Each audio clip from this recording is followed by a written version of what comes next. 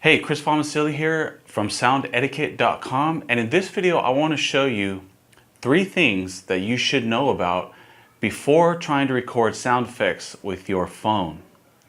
And maybe some of you aren't even aware that you can record sound effects with your phone, or maybe some of you even might dismiss it altogether because you think that the sound quality might be too bad. But I've recorded some pretty good stuff with my phone, and it's definitely something that you can consider an option when you are recording sound effects. So let's go ahead and get into number 1. So the first thing you should know about before recording sound effects with your phone is you should know what to expect. I mean, you should know what your phone is not capable of doing. I mean, don't expect your recording to sound like it's been recorded with a Neumann U87. It's just not going to happen.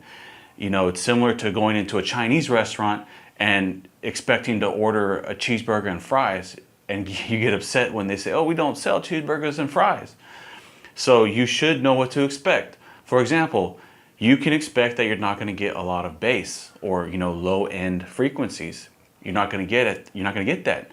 So consider that when you are going to record your sounds. Another thing you're not going to get is a lot of high end detail or clarity. You know, the air sound that you get on the top end or the higher frequencies of a recording. You're probably not going to get that either. That's not a problem. It's just something you need to be aware of. Now, another thing, depending on what type of phone you're using, is you're not going to get a stereo recording. I do think that the older iPhones did stereo recordings. I don't remember. But the newer one, like I use the 7, it does mono recordings only. So that's something you need to be aware of as well. Now, another thing that I've noticed when I record sounds with my phone is that I lose some of the dynamics. Now, if you don't know what dynamics are, basically, when you have a sound wave, it looks like this, and you got a bunch of waves and stuff. Well, the parts of the wave that are up here and the parts of the waves that are down here are the differences in volume level. So up here you have louder parts of the sound. Down here you have quieter or softer parts of the sound. Well, when you have less dynamics, in our case, the loudest parts and the quietest parts come closer together. So there's less of a spread between them. Now, this is not necessarily a bad thing. I'm just pointing it out because I noticed in a lot of my recordings that it does sound like it loses dynamics compared to, say, a Zoom recorder or something like that, which has it maintains its dynamics. So the number 2 thing you should be knowing before you record sound effects with your phone is the right settings you should use. Now, I recommend, depending on what you're trying to do, depending on what your goal is or your objective, is you should always record at a minimum of 44.1 sample rate and 16-bit depth. And the reason is because you want to try to capture the best possible recording that the phone can do. And then if you want to, let's say, downsample or do some bit crushing later, you could do that with processors in your DAW. But you want to try to capture the best recording possible. Now, this is not a rule, but it is, something you should keep in mind. If you can go higher, like a higher sample rate, higher bit depth, then you should definitely do that because the best recording you can get is the ideal one. Now, the next thing is that you should always record in an uncompressed format like WAV or AIF, not MP3. See, when you record in WAV, you're capturing all the details of the sound, right? You're capturing it, I guess, in its ideal state. But when you compress a WAV file or an AIF file down to MP3, basically it pulls out a lot of the information, a lot of the details of the sound. So you still hear the sound, but it's it's similar to a pixelated picture, an image.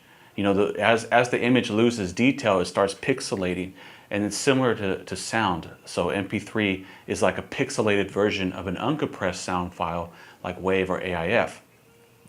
The only time I would recommend that you're going to record in MP3 is if you know that you're going to take that MP3 file and drop it straight into your project, like a game or an app or whatever, and you're not going to edit it at all. If you're going to do that, then you can record in MP3. That should be fine. Other than that, record in uncompressed files formats like WAV or AIF. So how do you get your phone to record in those settings? You got to use an app. I don't use my built-in phone recorder unless I'm just taking notes of some sort. if I'm recording sound, I use an actual app, and there's lots of them available. You could get free ones. You could also get paid ones. I'm just going to go through a couple of them that I have. The Rode RECLE. I've used that before. Wow, I must have. Okay, the iRig recorder. I've used that before. I had a bunch of more here, but I delete them because I don't like to clutter my phone. But the one I'm currently using that I've settled on is the Shure Motive app. And the Motive is made by Shure, microphone company, and it's a microphone that you plug onto your iPhone on the end here. And that's a cool option too. If you do have that, or you want to go that route, you can always plug a microphone into your phone and get good recordings like that. Better than the built-in mic, in my opinion. But inside the Motive app, you can adjust the sample rate and you can adjust the bit depth. And I think the highest it goes is 48K 24-bit, which is fine. That's, you know, great for recording. So the third and final thing you need to know about before capturing sound effects with your phone is you need to have an idea of what it is you're trying to accomplish. In other words, you need to envision the sound, the end result. Now, this is very different than just being out and about and you hear some kind of sound and you're like, oh, I need to get that, I need to capture that, and you pull your phone out and you just, you know, record. That's very different than what I'm talking about here is envisioning your sound. If you're going out with a specific goal in mind that you're going to record something with your phone and you know what it is that you want to do when you get home with it, that's going to really help your recording process. It's really going to speed things up and help you get a better quality sound when you're designing. For example, is the sound that you're recording going to stand alone, or are you going to stack it with other sounds? Are you going to put a whole bunch of other sounds blending with it? Or is it just going to be by itself in your project? These are things that you should consider and think about. Is the sound going to sound like it's coming from a cave, or is it going to sound distant? You know, these are all things that you should have in mind when you're recording the sound because it'll help you get a better end result. And so, you know, you can have a checklist, or you can just, you know, run it through your mind. That's what I do. I run it through my mind. I have an idea of what I want to do, and then I go out and do it. And that's it. Those are 3 things you should know about before recording sound effects with your phone. And you can get awesome recording with sounds with your phone. I do it, you know, pretty often, and I use them in different projects, and you can too. So don't dismiss your phone as you know, not an option, because it is an option. It's definitely something you can get very good, or at least very usable sound with. So keep that in mind the next time you go out and record your sound effects.